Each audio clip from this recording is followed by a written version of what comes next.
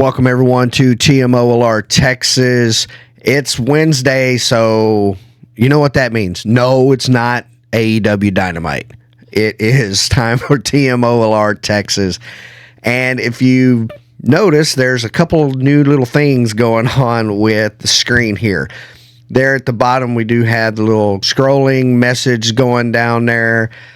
Something I'm trying out a little bit, maybe get a little bit more information to you, but it does have my contact information on how to reach me at Facebook, how to reach me on my email, and it also has the subreddit address for this program there at the bottom. So you can copy that down and come and join me in my subreddit. Give me show ideas, places to go, constructive criticism, whatever it may be. You may also notice that I'm trying to do green screen, and I think I'm failing at it. It's not very good. I'm kind of lost. I'm 50 years old. I'm not completely computer illiterate, but this is beyond me. This is driving me a little bit up the wall. I've been trying to figure this out for the past 3 days, and this is as good as I could get it. And if anybody out there watching the video has some green screen experience to help me get a better green screen effect behind me, I would greatly appreciate any kind of information that you can give me. Okay, enough about all of that mess. Now, when we get into the Rosenberg Railroad Museum, which is where I went this past Saturday, couple of things that I feel are worthy of mentioning. There is an admission fee for adults. I believe it's $15 to $65. It's $10, which really isn't that much. But with the admission, you do get a guided tour, and there are so many really cool things that you can see on these guided tours, and they do it on the half hour of every hour. So it'd be like 12:30, 1:30, 2:30, 3:30. And unfortunately, it was just a little bit chilly this past Saturday when I went through. So I'm just glad I wasn't in front of the camera. I stayed behind the camera the whole time because you'd probably see me shivering. Yeah, it was only in the 40s, but that north wind had some bite to it. And Southeast Texans, we ain't used to all that stuff. I don't think, and I spent 8 years in Montana. You'd think I'd be able to hold up. And no, it's a totally different kind of cold down here. But before we get into the actual video, I do just want to also take a moment to thank Nick. He was our guide on our tour, and anybody who has done any kind of public speaking, you know how difficult it can be. And I just want to say that Nick knocked this thing completely out of the park. He was pulling out information from his brain. He did not have cue cards or anything like that. He was pulling it just totally out of his brain. And anybody that can do that and get through it and not like lose their lunch is, you did a good job. So Nick, if you just happen to be watching, brother, hats off to you, man. I understand how difficult it is to do that sort of thing. So I just really got to give you your kudos on that. You did a fantastic job. So with the video that we're going to be getting into here in just about a minute or so, and I'll shut up talking here, but I'm not going to include any of Nick's audio with the footage that I've got. I'm going to leave that for when you go and visit the Rosenberg Railroad Museum. I'm not going to spoil it for you, but just know too that this place is very, very, very kid friendly. There's a lot of cool exhibits there. It's entertaining. It's insightful. It's educational. It was just an all around good time. And I want to say that the tour maybe took 30, 45 minutes, something along those lines. But it was a great time, and Saturday was just a great day all around. But let's go ahead and get into the video, and once the video's finished up there with all that, and we'll come back and we'll have some closing comments. So hope you enjoy it, and here we go. I arrived at the Rosenberg Railroad Museum and Depot about 11:30-ish, and had a little bit of time before the next guided tour started. And they've got a lot of great information inside the main building here. And you can see here, goes a little bit over what travel was like before the railroads. And of course, there were no paved roads or anything like that. Most of it was oxen and buggy, and if it was raining, those roads usually turned into big, huge mud puddles. And here's some early Fort Bend County Railroad information. Now, I will say that I did, to use a pro wrestling term, I did pop just a little bit when I was reading through the date line here. And then, you got 1856, you've got the Houston Tap and Brazoria Railroad that was chartered in 1856. Unfortunately, doing a little bit of research on that, I did find that the Houston Tap and the Brazoria Railroad actually defaulted on their loans. So that was actually sold off to another railroad company later on down the line. So I found that to be a little bit disheartening, just a little bit. I don't know why, but maybe because it's associated with Brazoria. But that's there's a lot of information here, and you do see here where you've got some of the advertisements, or an example of advertisements for passenger railway in early Texas.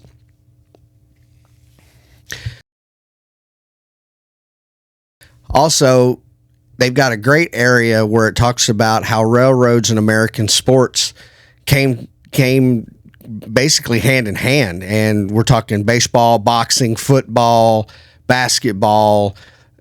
It's all kinds of great information that is just right there for everybody to see.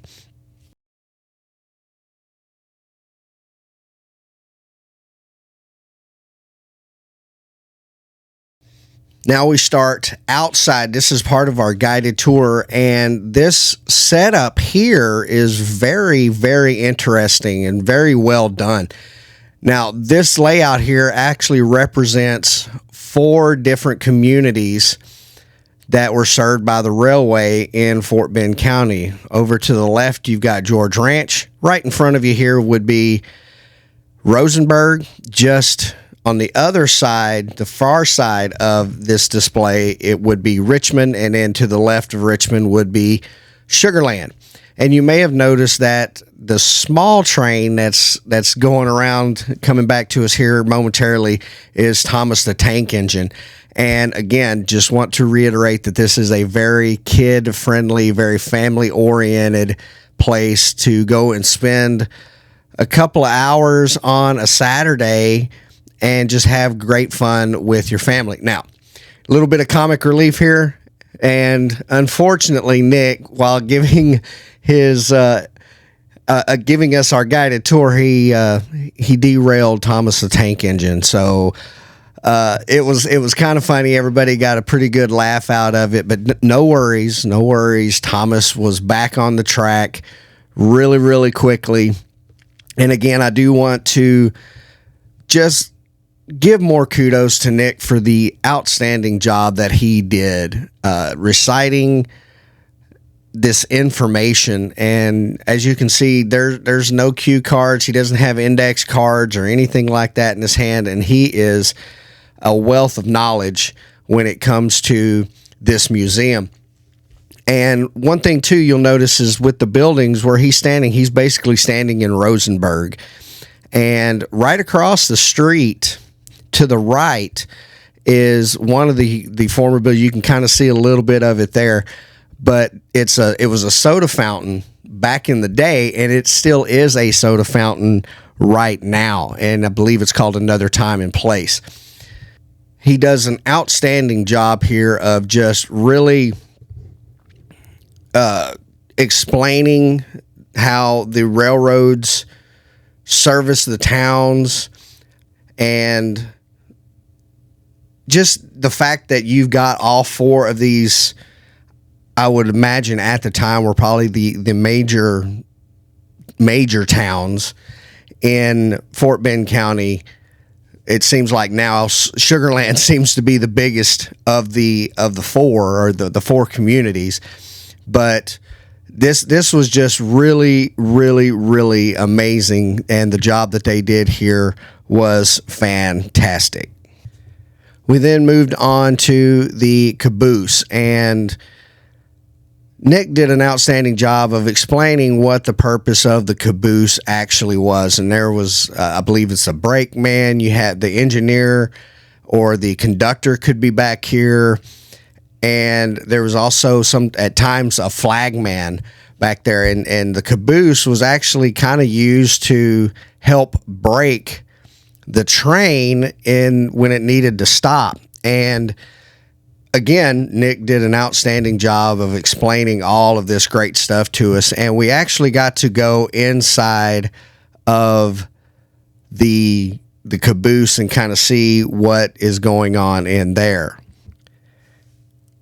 Here, Nick is actually taking us inside of the caboose, and you can see in the background there, this was train number 2 that had come by during our guided tour. And as you can see here, hey, they've got seats. They have places to rest. There's actually a stove, a heater. There's an ice box in here. It's nothing like you think that what a caboose would be.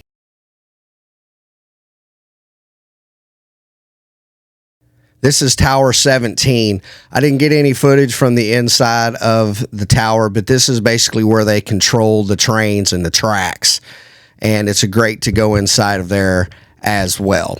Now, this is very, very interesting. This is a passenger car, and it is called the Quebec, or Quebec, depending on your specific pronunciation of it. Now, there's an amazing story of how many different museums it has gone through. One museum had it, and they basically gutted it. And unfortunately, there is very, very little that is actually part of it's not the original furnishings or anything like that. The only thing that is still original there is basically a couple of wood panels, and that's about it. Now, this was probably my favorite part of the entire guided tour, was the model trains. And I'm not a train enthusiast by any stretch of the imagination. I always thought these things were really cool, but I think I may have had one when I was 5, maybe. But the amazing story about this one right here was the gentleman that built this. This is actual natural foliage. He would go out and find twigs and pieces of trees and branches and things like that on the ground. He'd pick them up and use his wife's hairspray to help build all of the trees that you see in this little scene right here. And that's actual dirt and everything like that. So this guy actually spent a lot of time and energy getting this where he wanted it to be. And they've got several of these setups in here. And here's one I thought was really, really neat, with the bridges and all of the great just detail. The detail in these is amazing. You've got the tunnels. I don't understand. I would lose my patience. I would have gotten upset and destroyed the whole thing, because I don't think I have the patience to do anything like this.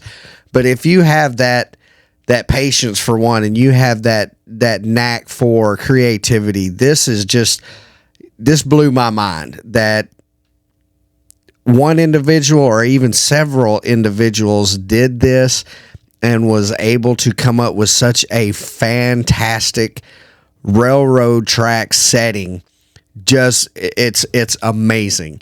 And this is something that the video is not going to do justice to this. This is something that you have to go and see for yourself. And I know the kids will absolutely love this. This is the third of the four, I believe, that are in there. And this one's probably the biggest of the four. And you can see it's got a petroleum setup, and it's got a city setup. You've got a skyscraper there. It's got miniature cars, and it's got passenger cars in there. I mean, this is just amazing that people have taken the time to put a whole lot of love, a whole lot of dedication into building these models. And it's, again, it was nothing short of breathtaking. Now, here's the Lionel set. Now, this was really, really awesome. And the story we were given about Mr. Lionel's, he built one for himself, and he basically turned it into a company. The rumor is that you can take a 90-year-old Lionel set, flip a switch, and it'll start going. And there you go. And again, the amount of detail, the amount of love and dedication that goes into doing something like this is just amazing. And even if these exhibits here are built by people at the museum, or if they're built by individuals that donated, much love and respect for what you're doing here, for the things that you were able to do with these model train sets. And you can see I'm going to show you here in just a little bit. There's a little sign over here to the left. I saw this and I just had to get a close-up of it. It says, "Lionel trains are for real men." I thought that was just absolutely phenomenal. And just, again, I popped when I saw that. But the model trains that they have in here are just absolutely phenomenal. The realism that they have, and you've got the different scales, and they've got everything that you could learn about these model trains in here. This was a really amazing day for me, and I didn't think I was going to have this much fun at a railroad museum. Trains were always, kind of cool. As you get older, you start driving, they kind of become a nuisance because you got to wait, 5-7 minutes for a train to get past the crossing that you got to go over. But you start to realize that trains serve such an integral part in not only today's economy, but the economy of a burgeoning country like Texas was, and an infant state when Texas joined the Union in 1845. To not learn this information, you would be, at least a little bit of your railroad history, I think you would be doing yourself a bit of an in-service with this. So even though it's not the most exciting thing on the face of the earth, if there's a railroad museum near you, and there's probably, just after looking at the map, there's got to be at least, I'm going to go conservative, at least 30 railroad museums in the state of Texas. I mean, Abilene, Texas has one. Baird, Texas, a town that's probably smaller than my hometown of Brazoria. It's got a railroad museum there. Go check these places out. The amount of information and the new things that you could learn is just, it's great. And I hope that watching this video was as entertaining as educational as it was for me. I had an absolute blast at the museum, and I'm gonna say it again. It's been a minute since I've been to a museum. And if you have a museum, it doesn't matter what type of museum it is. If it's an art museum, if it's a history museum, become a member and or donate. Donate $1, donate a couple of dollars. You know, I'm not asking you to give them a $1,000 check, but keeping things like history alive for future generations and our current generation to learn from is probably one of the most gratifying things that you can do. I hope you enjoyed this as much as I enjoyed it. I'm going to go back and take a little bit more time once I get an opportunity and just really soak in all of this information.